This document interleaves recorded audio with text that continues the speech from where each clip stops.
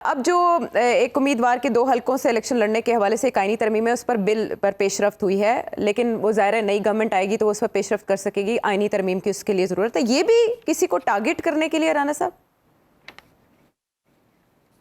आई personally think एक तो बिल्कुल सही बात है कि देखें, अगर देखा जाए तो अगर आप 2-2 सीटों पे लड़ते हैं और एक सीट छोड़ते हैं और उसके बाद फिर आपको बाय इलेक्शन में जाना पड़ता है, इट्स लाइक टाइम कंज्यूमिंग।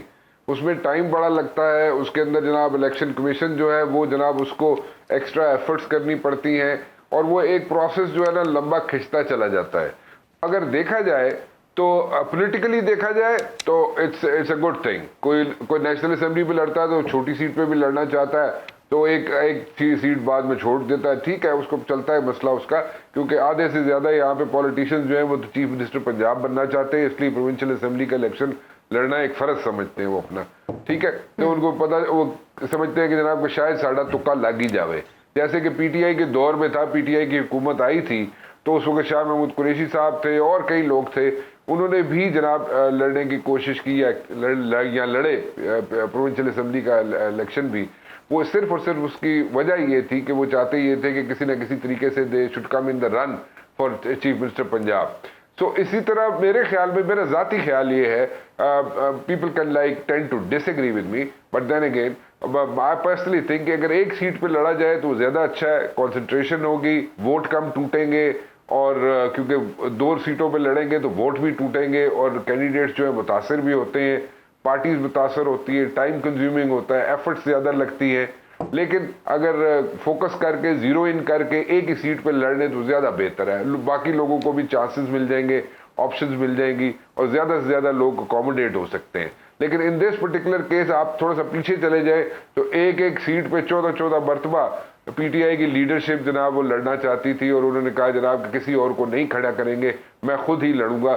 सो वो भी एक चीज जरूर मद्देनजर रखे, क्योंकि वो भी एक that could be one of the reasons, but not, I would not say absolutely the reason for this. अच्छा, दूसरी तरफ राना साहब, आपने केपी और पंजाब के इलेक्शंस के हवाले से पहले पेशगोई कर दी थी, लेकिन अब जो अक्टूबर में एक्सपेक्ट किए जा रहे हैं इलेक्शंस, उस पर जो यूरोपीय यूनियन के एम्बेसडर मिशन है उसने इन अ वे तशवीश का इजहार किया और कहा है कि 3 महीने पहले दावतनामा मिलता है हमें एम्बेसडर मिशन भेजने के लिए, अब की बार नहीं मिला तो यकीनी नहीं लगते इलेक्शंस अक्टूबर नवंबर में। आप देखते हैं कोई कनेक्शन इसका?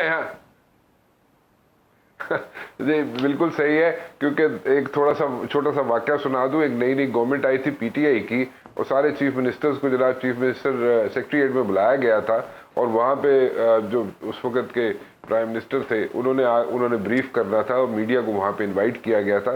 तो यूरोपियन यूनियन के एम्बेसडर जो है वहाँ पे आए और उनकी हैंडल मुस्टैश थी, वो जो बड़े स्मार्टली ड्रेस्ड अप और बड़े बोझ गाते थे, और वो वहां पे आए तो उन्होंने कहा जनाब के Rana can you introduce me to the chief minister Punjab. और उस वक्त चीफ मिनिस्टर पंजाब बुज़दार साहब थे।